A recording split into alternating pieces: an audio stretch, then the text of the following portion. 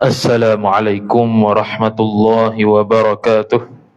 A'udzu billahi minasyaitonir rajim. Bismillahirrahmanirrahim. Alhamdulillahi rabbil alamin wassalatu wassalamu ala asyrafil anbiya'i wal mursalin Sayyidina Muhammadin wa ala alihi wa sahbihi ajma'in. Subhanaka la ilma lana illa ma 'allamtana innaka antal alimul hakim. Wa la hawla wa la quwwata illa billahil aliyyil azim.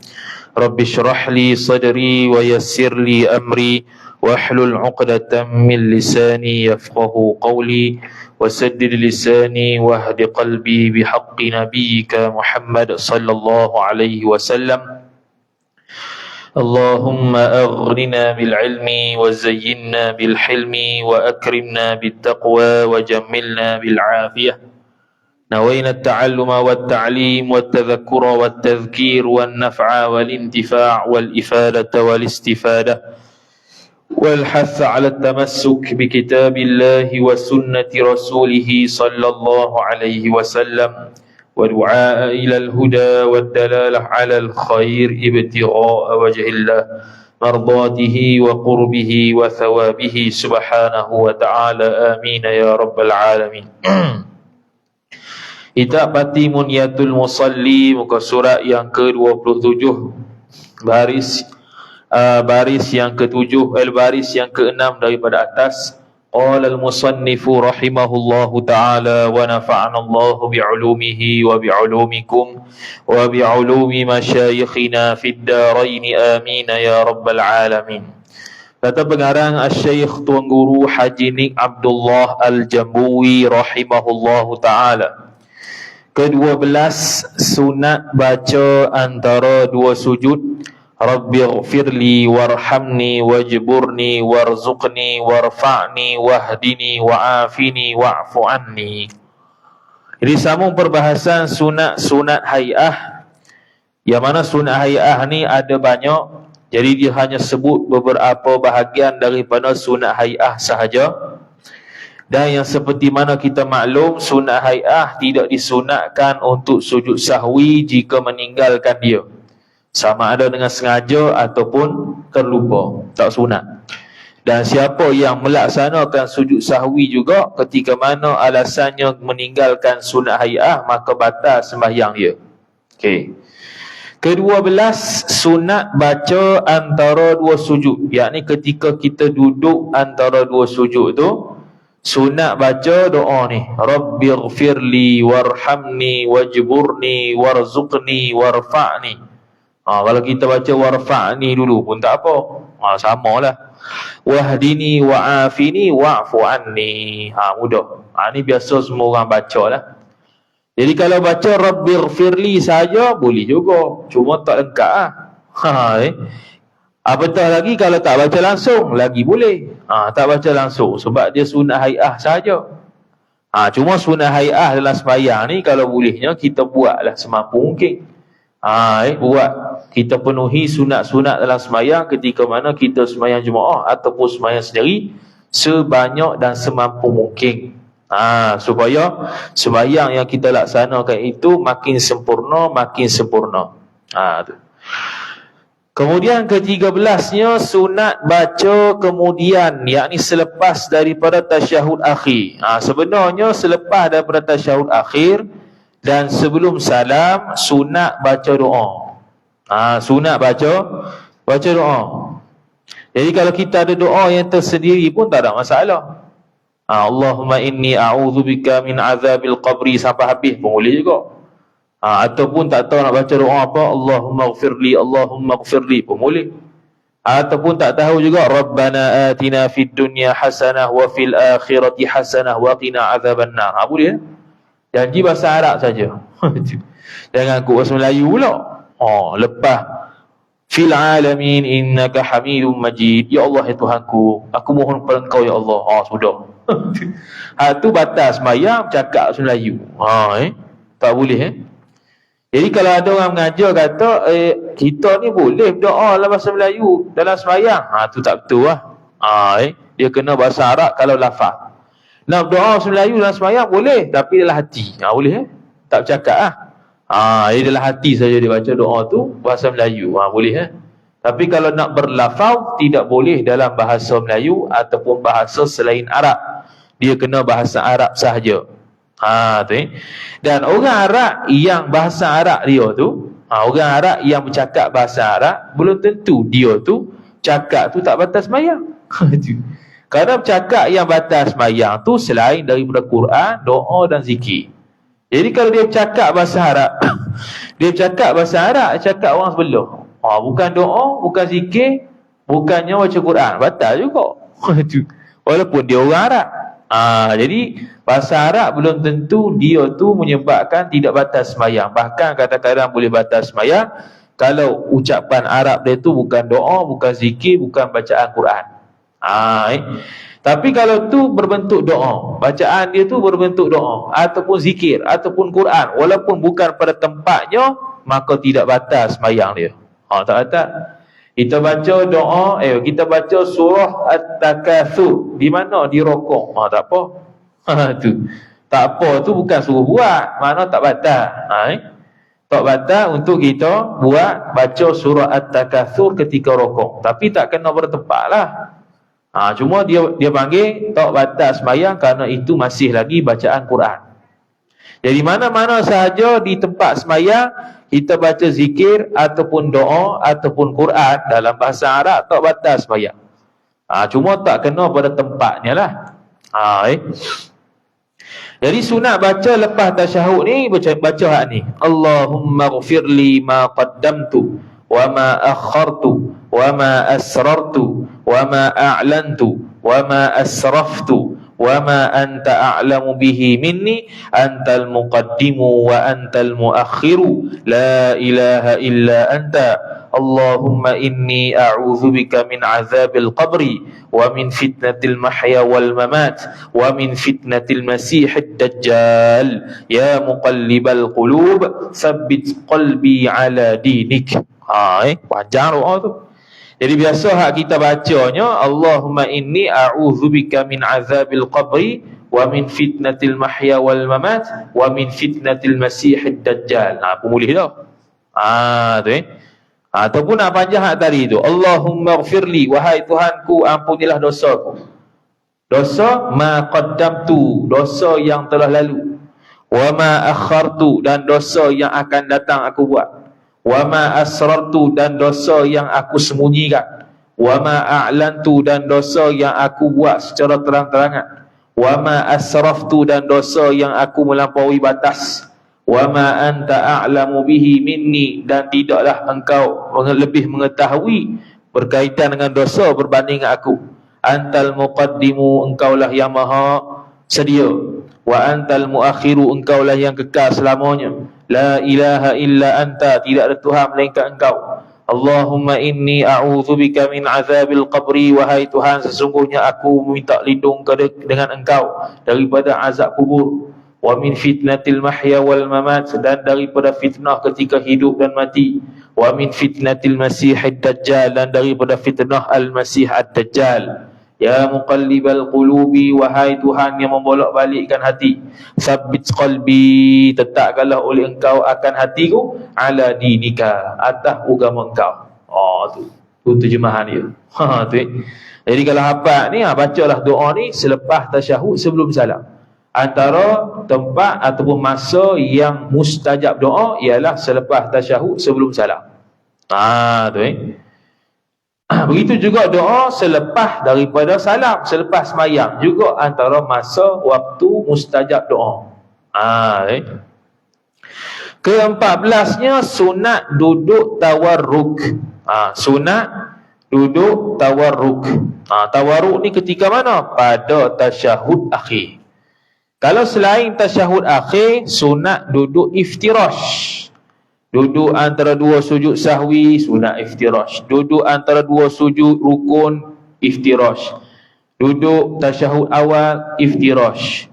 Duduk pada rakaat ketika mana tu imam rakaat terakhir, kita makmum masbuk nak tambah rakaat, duduk iftirash.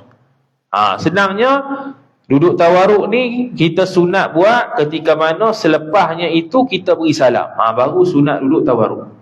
Selama mana duduk itu belum selepasnya itu akan beri salam, maka semuanya sunat iftirash. Tu kaedah dia.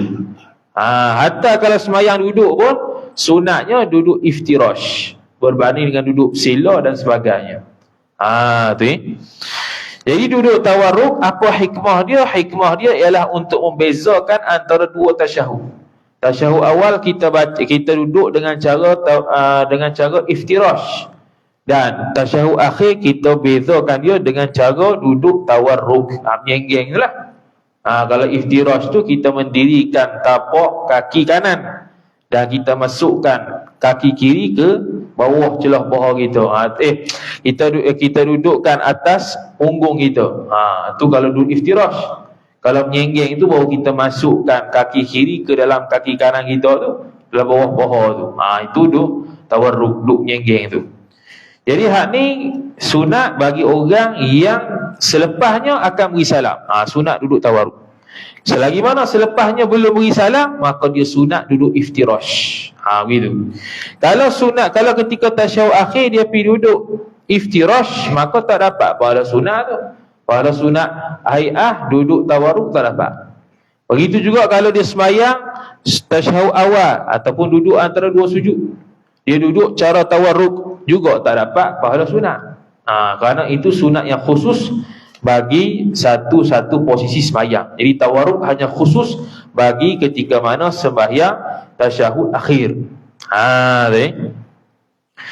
Kemudian dan sunat duduk iftirash pada tasyahud awal, dan pada duduk antara dua sujud, dan duduk istirahah, duduk daripada rakaat pertama nak naik rakaat kedua, rakaat ketiga nak naik rakaat keempat, dia panggil duduk istirahah, duduk sebentar. Kita takbir dah Allah, bila sebelum bangun tu kita duduk sekejap, kemudian kita pun bangun. Itu dia panggil duduk istirahah. Sunat juga duduk iftirash.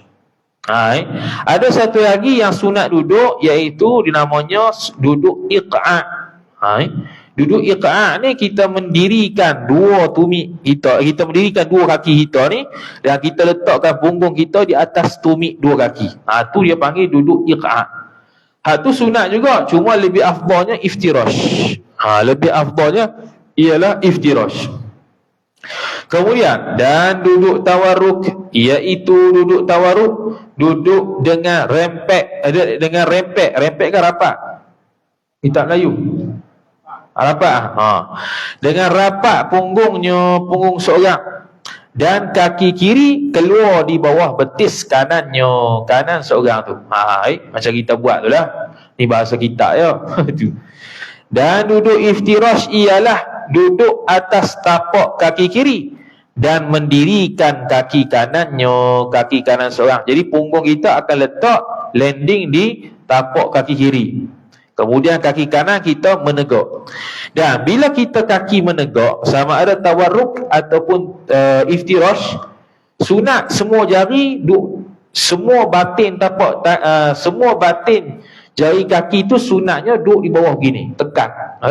Bukannya satu jari saja, bukan dua jari saja, sunatnya semua kalau mampu.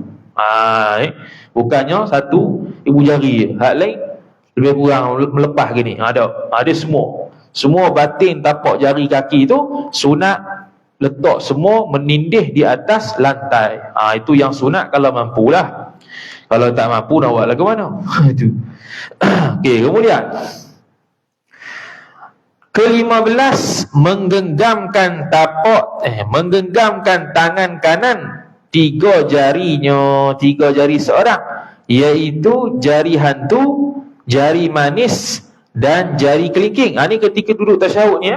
Bila kita duduk tasyahud, kita akan buka beberapa jari dan kita akan tutup beberapa jari. Maka sekarang ni dia nak mengajar kita berkaitan dengan cara tutup jari hak mana satu, buka jari yang mana satu. Maka dia kata menggenggamkan tangan kanan, tiga jari seorang. Mana tiga jari hak kita genggam tu? iaitu jari hantu, jari manis dan jari kelingking. Tiga lah. Tiga ni kita akan genggam bila duduk tasyahud. Dua lagi saja akan terbuka sikit. Dia akan duduk gini lah.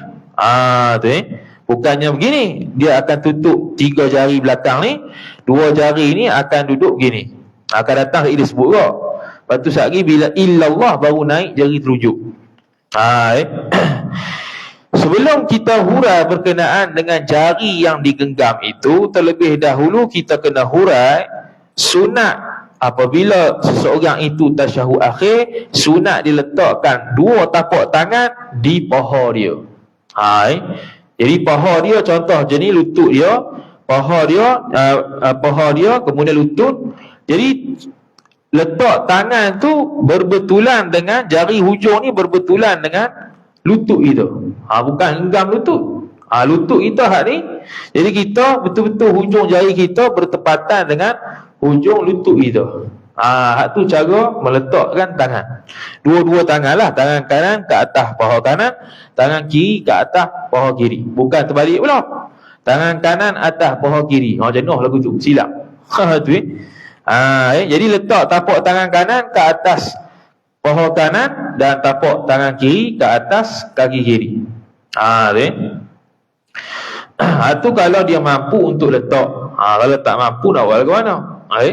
Kemudian ketika mana kita duduk tasyahud juga, tangan kiri ni dibiarkan buka.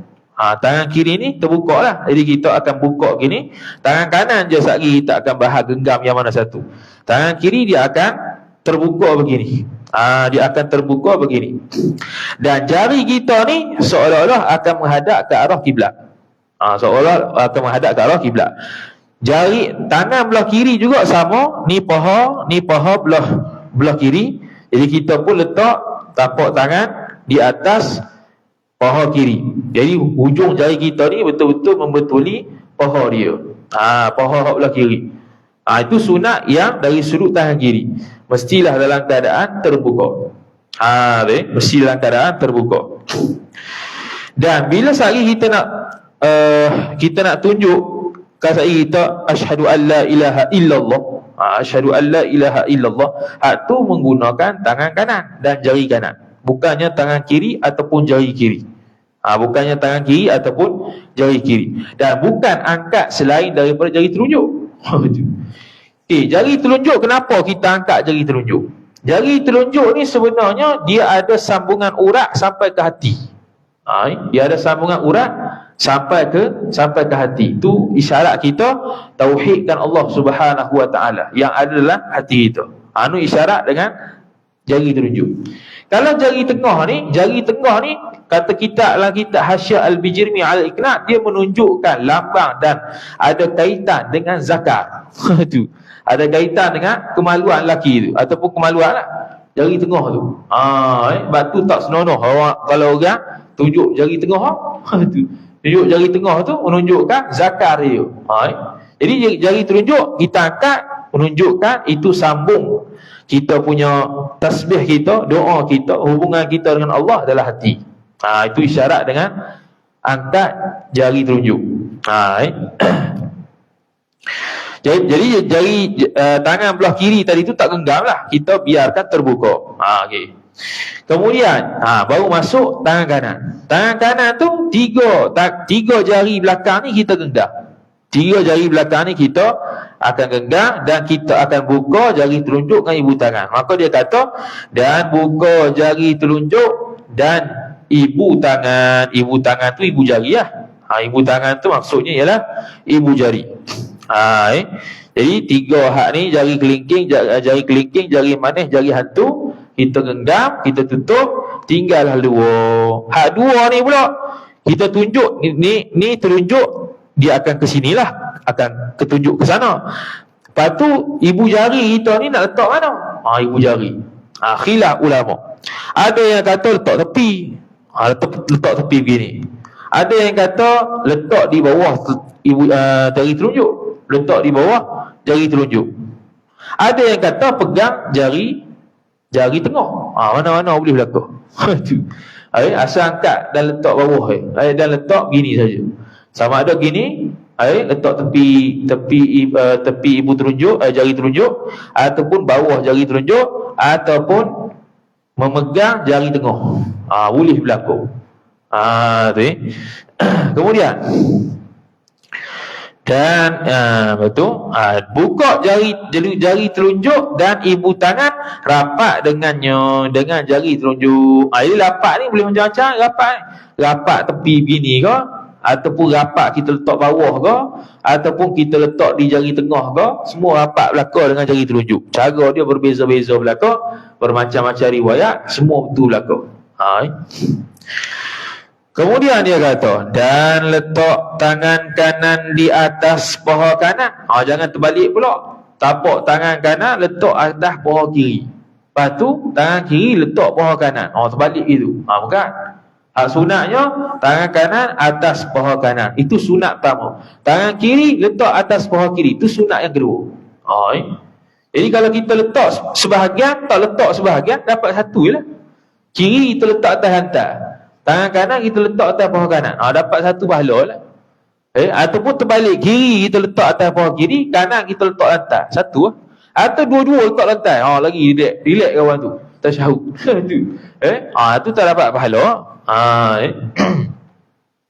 Dan tangan kiri atas paha kiri. Hal keadaan kedua kaki ataupun tangan tadi bersamaan dengan dua lutut seorang. Tangan tu bila kita letak betul-betul bertepatan dengan lutut kita. Bukan genggam lutut, tapi bertepatan jari kita tu dengan lutut kita. Tu cara letak tangan. Dan tangan kita bila letak di atas paha tu dalam keadaan rapat lah. Dalam keadaan rapat. Sujud pun sama, dalam keadaan rapat. Yang dalam keadaan renggang ni ketika mana rokok. Kalau tu renggang sedikit.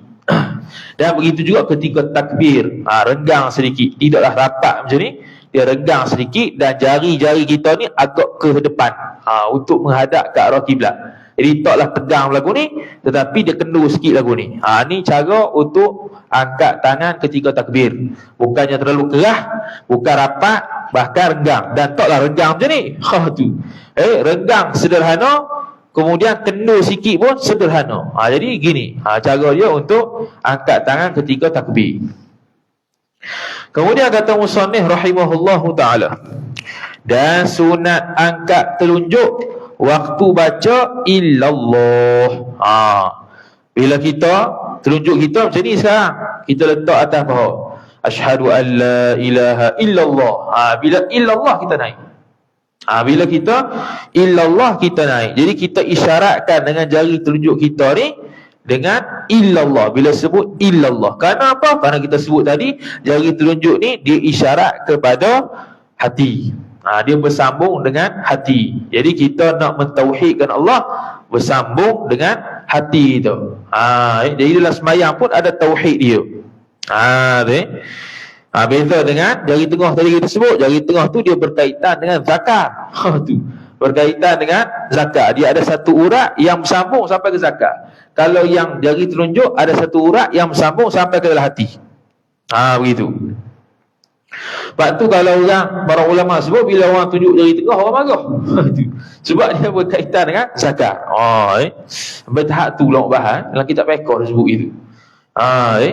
Kemudian bila kita angkat jari telunjuk ni, kita sunat untuk berniat mentauhidkan Allah. Sunat kita angkat jari telunjuk ketika tu niat untuk mentauhidkan Allah Subhanahu wa ta'ala. Sunatnya begitu. Sunatnya begitu. Jadi ketika mana kita berniat untuk mentauhidkan Allah, ketika itu kita telah mentauhidkan Allah 3 anggota, 3 benda. Pertamanya anggota badan, dengan kita menaikkan ibu jari. Yang kedua lisan, bila kita sebut asyhadu an la ilaha illallah wa asyhadu anna muhammadar rasulullah. Dan yang ketiga, ketika mana kita meniatkan untuk tauhid kepada Allah Subhanahu wa ta'ala. Jadi ketika mana asyhadu an la ilaha illallah wa asyhadu anna muhammadar rasulullah, kita mentauhidkan Allah 3 benda. Lisan, lidah dengan menyebut zikir asyhadu an la ilaha illallah, dan perbuatan anggota kita dengan menaikkan jari telunjuk, dan hati kita niat untuk mentauhidkan Allah Subhanahu wa ta'ala.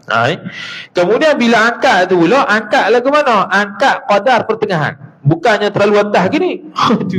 Letak begini. Ni paha dia, jadi dia akan naik asyhadu an la ilaha illallah. Begitu. Bukannya asyhadu an la ilaha illallah gini, cacang gini. Bukan. Dia kena relax saja, tengah.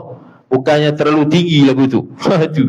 Dan taklah naik, taklah sampai tahap tidak naik langsung. Doa. Sebab kita asal begini, jadi kita asyhadu an la ilaha illallah. Begitu.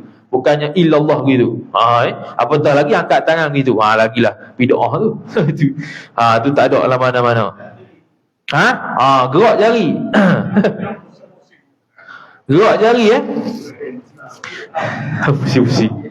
Gerak jari, apa nama tu? Gerak jari dalam mazhab Syafi'i tak sunat.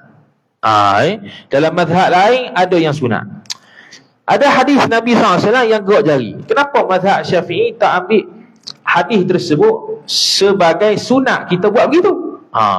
Jawapannya ialah ulama mazhab Syafi'i memberi jawapan mentarjih riwayat yang tak gerak berbanding gerak, kerana yang layak dalam semayang ialah tak bergerak. Yang layak dalam semayang ialah tak gerak banyak. Jadi bila bergerak gitu, itu gerak. Jadi benda-benda hak bergerak ni tak layak dalam semayang. Dalam semayang, hakikat anggota badan kita lebih banyak senyap banding gerak. Jadi ulama mazhab Syafi'i memilih dan mentarjih riwayat yang tak gerak berbanding gerak. Tu. Jadi kita berhajat pada ulama fiqh juga. Kalau baca hadis sendiri ke, pakai beramai esok, ni Rasulullah gerak jari, dia pun gerak. Gerak dia, gerak relax ke apa tu. Dia tak tahu ulama fiqh sudah mentarjih riwayat. Siapa yang mampu mentarjih riwayat? Ulama fiqh Itu tak nak tarjih ni ikut kepala otak ni tak boleh. Tu. Hadis dua. Satu gerak, satu lagi tak gerak. Kita agak pilih mana? Kita pun tak ada alasan nak pilih mana satu. Kita pun ikut suka je. Nampak macam sampel yang gerak ni, kita ambil gerak. Sudah. Tu. Jadi ulama mazhab Syafi'i dia dah bagi jawapan. Kenapa kita tak ambil riwayat gerak? Kerana yang lebih layak dalam sembahyang adalah tidak bergerak berbanding gerak. Maka dia pilih dan dia tarjih lebih kuatnya riwayat yang mengatakan angkat jari tanpa bergerak. Tu Tapi kalau nampak mayang di Mekah kau orang gerak tu mazhab lain lah. Kau mazhab kita. Jangan biar ketuk kepala dia pula. Hak tak betul yang kalau pergi Mekah banyak lah. Hak tak betulnya biasanya orang luar tegur orang Malaysia. Orang luar tegur orang Malaysia. Apa-apalah mayang ke, tibak ke, bungkus ihram tu, kita buka bahu tu. Kita buka bahu tu. Ada kadang-kadang dia tegur. Ketika sa'i, Ketika sa'i buka. Buka. Kalau orang Arab tak reti bahasa dia tegur lah. Ni tutup ni tutup. Kita buka dia tutup. Dia suruh tutup. Sebab tu mazhab dia. Mazhab kita buka. Jadi keliru habis. Tak tahu. Ikutlah cakap dia. Buat apa? Sebab dia orang Arab. Kita orang Arab, asal orang Arab aling. Asal orang Melayu tak aling. Tu kita. Asal orang Arab betul lalu. Kita tak betul. Dua bercanggah ni. Orang Arab, orang Melayu. Kita ambil Arab juga. Jeng kita. Jadi itu perbezaan mazhab. Dia tak reti biar ke dia lah. Dia tegur kita buat lebih kurang, kita pun buat tak tahu lebih kurang. Siapa tak? Aku belajar juga. Dia belajar mazhab lain, kita belajar mazhab lain. Ada satu pernah pergi itu ke umrah. Kita ambil keputusan nak buat jamak takhir isyak maghrib di Saudi Airport. Tak mayanglah dekat kapal terbang tu. Waktu tu lebih kurang pukul 2 pagi kot. 2 pagi sampai. Mayanglah jamak takhir maghrib isyak. Lepas kami mayang tu, ada seorang tu Arab tu tegur. Apa mayang lambat? Ni dah habis waktu lah. Tengok. Habis waktu ni. Berdebat lah dengan orang Arab. Kawan tu dah lah Arab pasal. Cenah nak balas kita Arab Quran. Kita tak erti Arab bahasa pasal tu. Jadi dia tak faham, aku tak faham. Aku cakap dengan dia tak faham. Dia cakap dengan kita pun tak faham. Belah kali mampu sekarang. Sebab apa dia tegur? Sebab ada mazhab kata semayang isyak habis pukul 12. Mayang isyak tu habis ke 12 tengah malam. Kita mazhab Syafi'i mayang isyak habis waktu subuh. Pendapat kedua mazhab kita habis isyak tengah malam. Bukan mazhab pendapat Mu'tamad. Sebab tu dia tegur tu. Apa mayang lambat? Kita pun jenuh orang nak bahas. Dah dia mazhab pendapat yang kata isyak habis ke 12 habis ya. Nak buat macam mana kita? Nak kata kita kuat lagi tak boleh sebab ada mazhab yang kata tu kuat. Nak kata dia punya pendapat kuat tak boleh sebab ada pendapat mazhab Mu'tabar lain yang kata kuatnya habis waktu subuh. Jadi aku tengok mu tengok aku, sudah. Tu. Pendapat mengatakan patutnya antara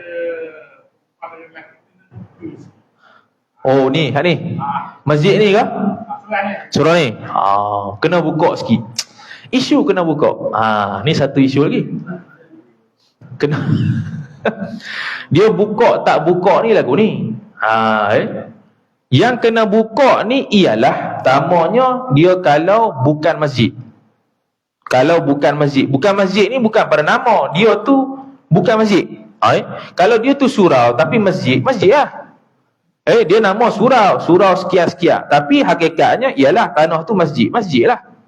Selesai masjid. Kalau masjid tak ada masalah ni. Sebab dia boleh buka situ, dia boleh keluar sampai ke imam. Boleh, selesai. Kalaulah dia ni bukan masjid. Kalau bukan masjid. Kalau sebelum tu, kalau ni masjid, sebab apa sah kita kata kalau buka belah sana tu dia mai ikut imam, padahal belakang tu kena membelakangi kiblat. Kerana ini masjid contoh. Kerana ni masjid. Masjid tak ada masalah. Yang masalahnya ialah kalau surau itu bukan masjid dan dia tu memang surau. Bangunan biasa, musalla, balasah yang bukan titlenya masjid, bukan. Masjid-masjid ni ialah tanah yang diwakafkan untuk sembahyang 5 waktu, tu masjid. Bila surau, kalau contoh ni surau dan ni bukan masjid, ada hak begini. Jadi kena tengok, adakah orang yang di belakang sebalik tabir ataupun pintu ni nampak ke tak sah depan? Nampak ke tak sah depan? Nampak. Kalau nampak, selesai. Kalau nampak, selesai. Tak payah nak buka-buka. Yang kena buka ni ialah kalau tak nampak, tutup rapat habis. Depan pun tak nampak, apa yang berlaku pun tak nampak. Satu. Kemudian tak boleh nak lalu. Tak boleh nak lalu. Maka barulah ketika tu kena buka. Itulah isu pasal langsir sama. Ketika tu juga kena buka. Itu juga kalau sliding door. Sliding door ada hak jenis jarang, ada hak jenis gelap. Kalau hak jenis jarang, selesai masalah. Dia dah nampak dah. Dia dah nampak dah sah depan, dia dah nampak dah tu imam. Selesai, bayar. Tak payah buka-buka dah. Yang buka-buka ni kalau sliding door tu gelap. Gelap dengan mana orang di belakang tu bila tengok depan tak nampak apa. Orang depan bila tengok depan tak nampak apa. Maka ketika itulah baru kena buka sikit. Bukan buka semua tu, buka sikit saja. Ketika tu. Sebab apa? Sebab dia tak nampak. Dia tak nampak. Tapi kalau sliding door itu jarang, langsir itu jarang, bukan langsir hak tebal, maka hak tu tak payah buka pun tak apa. Hak tu tak payah buka pun tak apa. Sah sembahyang. Kalau hak ni sah lah, tak payah buka hak tu. Tak payah buka. Sebab ni masjid, satu hal. Ataupun kalau ni bukan masjid pun tak ada masalah sebab orang perempuan boleh nampak depan. Sebab hak tu jarang. Bukannya gelap gelimat sampai orang tak nampak depan. Kita pun boleh nampak dia lagi boleh nampak kita. Tu berkaitan dengan buka pintu tak buka pintu. Ni banyak orang yang silap faham. Itu diterangkan silap faham itu oleh Syekh Ahmad Fatani dalam kitab Fatawa Al-Fataniyah. Ni ramai orang tak tahu lagi ni. Hatta orang mengajar. Sehingga dia buat bahsul masail di Pulau Pinang dengan ustaz-ustaz berkaitan dengan langsir ataupun sliding door ni. Dia jumpa ibarat dalam kitab Al-Fatawa Al-Fataniyah yang kita sebut tu. Kita jumpa lama dah. Depa dah baru nak bahas. Kita jumpa lama dah. Kita sebut lama dah benda tu. 3-4 tahun lepas dah. Sekarang baru mereka nak rasmikan. Nak jadi macam satu panduan lah untuk sembahyang di belakang tabir. Kemudian kata musannif rahimahullahu ta'ala, jari telunjuk. Mana tadi? Jari telunjuk kita pun angkat dengan qadar sederhana. Bukannya angkat terlalu tinggi, bukannya rendah, bukan. Jadi kalau contoh ada orang lain gerak-gerak itu, kita pergi tanah Mekah, kita semayang orang sebelah gerak-gerak, tak payah pukul dia. Betul, itu mazhab dia. Dan dia pun tak boleh tegur kita, sebab kita mazhab kita. Kalau dia tegur kata salah, lempang kali. Sebab aku mazhab mazhabmu. Apa kacau mazhab orang ni? Dia sama ada dia jahil ataupun salafi, dua tu ya. Kalau jenis peseng gitu, dia jahil mazhab ataupun dia tu peseng salafi, tu ya. Peseng salafi ni semua benda tak betul lah kau, dia seorang betul. Hak yang kita ni tak betul lah kau, dia seorang betul. Salafi ni kalau kat Malaysia dia akan bercanggah mazhab Syafi'i. Kalau dekat India tu dia akan bercanggah dengan mazhab Hanafi. Sama mana-mana pun sama saja. Peseng salafi tu. Jadi dia angkat jari pada pertengahan. Okey, kemudian ulama bahas, kalau dia ni ada peseng dua jari telunjuk, lagu mana? Dalam satu tangan itu ada dua jari telunjuk, maka memadai angkat salah satu. Tak payah angkat dua-dua gitu. Tak payah. Ni jari telunjuk kalau ada dua. Ni kita mana ada dua ni. Kan kata, ni jari telunjuk ni. Ini jari tengah, tersembung lah. Jari telunjuk kalau ada dua, asal pula tu, maka angkat salah satu pun tak ada masalah. Tak payah angkat dua-dua. Angkat salah satu sudah. Tak payah dah angkat dua-dua. Kemudian ketika mana sebut illallah. Jadi permulaan angkat tu illallah. Bila kita begini, asyhadu an la ilaha illallah. Allah tu angkat. Illallah angkat. Angkat tu pula berterusan sampai habis salam. Berterusan sampai habis salam. Bukannya fil alamin innaka hamidum majid. Assalamualaikum warahmatullahi. Bukan. Sampai salam duduk tegak begitu. Sampai habis salam baru lepas. Tu yang sunat. Bukannya ketika fil alamin innaka hamidum majid kita pun lepas tangan assalamualaikum warahmatullahi, assalamualaikum warahmatullahi. Tak sunat gitu. Yang sunatnya sampai habis salam. Kemudian kata musannif rahimahullahu ta'ala, waktu baca illallah pada asyhadu an la ilaha illallah. Jangan pula asyhadu anna Muhammad Rasulullah berangkat pula. Illallah tu. Dan makruh menggerak-gerak akan telunjuk ini. Tu makruh. Mazhab kita makruh. Tak disunatkan untuk gerak untuk gerak jari telunjuk. Kalau pendapat mazhab lain yang kata sunat tu mazhab lain, bukan mazhab Syafi'i. Dua-dua ada hadis belakang. Mazhab Syafi'i mentarjihkan tak gerak kerana layak dengan maqam sembahyang, iaitu sembahyang ni tak banyak gerak. Jadi kita mazhab Syafi'i sunatnya jari telunjuk tidak bergerak. Diam gitulah. Tak gerak atas kanan kiri kanan tak ada. Gerak diam gitu ya. Tidak ada sebarang pergerakan. Dua-dua hadis sahih belaka, tapi yang kita tarjihnya ialah tak payah gerak. Dan bila kita tarjihkan tak payah gerak, maka bila kita bergerak jari telunjuk tu hukum dia adalah makruh, tapi tidak membatalkan sembahyang. Tidak membatalkan sembahyang. Sebab apa tak batal sembahyang? Sebab dia pergerakan yang sedikit jari ni. Jari ni pergerakan yang kecil je. Jari, lidah, telinga, kelopak mata, lidah, zakar, tu semua anggota kecil. Tu geraklah 400 juta kali pun tak batal apa sudah. Dia bergeraklah gini 400 juta kali sampai kiamat tak batal. Tapi hukumnya makruh kerana pergerakan yang tak diperlukan. Keenamnya ialah sunat mengekali tilik pada tempat sujud. Ni sunat yang seterusnya. Bila kita takbir Allahu Akbar, jadi kita sunat tilik tempat sujud. Bukannya tilik cicak duk gaduh. Tu imam baca surah Baqarah pula dah. Tengoklah cicak 3-4 ekor kat depan duk gaduh sama sendiri. Tu tak sunat lah. Jadi kalau dia tengok mendongak ke langit, hukumnya makruh. Toleh kiri kanan tanpa ada hajat makruh. Kalau ada hajat barulah tidak makruh. Sekarang yang kata sunat tilik tempat sujud ni, walaupun kita sembahyang di Mekah depan Kaabah sekalipun. Pendapat kedua kata, kalau kita sembahyang di Kaabah tu, sunat tengok Kaabah. Itu pendapat kedua, bukan pendapat mu'tamad mazhab Syafi'i. Jadi kalau tengok orang sembahyang di Kaabah tu, mereka tengok Kaabah, tu mazhab lain. Itu saja. Jangan kita kata, oh kawan ni tak mengaji. Bukan. Dia mengaji dah, mengaji mazhab dia. Kita pula tak mengaji, kata ke orang. Kita ni yang perlu ikut mazhab kita ni, tunduk sujud juga kat tempat sujud. Tak payah tengok Kaabah tu. Hak orang lain yang tengok Kaabah tu pendapat mazhab dia. Bukan mazhab Syafi'i. Kita mazhab Syafi'i tetap tunduk tempat sujud walaupun mayang di Kaabah sekalipun. Wallahu ta'ala a'lam. A'udzu billahi minasyaitonir rajim. Bismillahirrahmanirrahim. Alhamdulillahi rabbil alamin wassalatu wassalamu ala asyrafil anbiya'i wal mursalin sayyidina Muhammadin wa ala alihi wa sahbihi ajma'in. Allahumma zidna ilma warzuqna fahma. Allahumma zidna ilma warzuqna fahma. Allahumma zidna ilma warzuqna fahma. Wa sallallahu ala sayyidina Muhammad wa ala alihi wa sahbihi wa baraka wa sallam. Walhamdulillahi rabbil alamin. Wassalamu alaikum warahmatullahi wabarakatuh.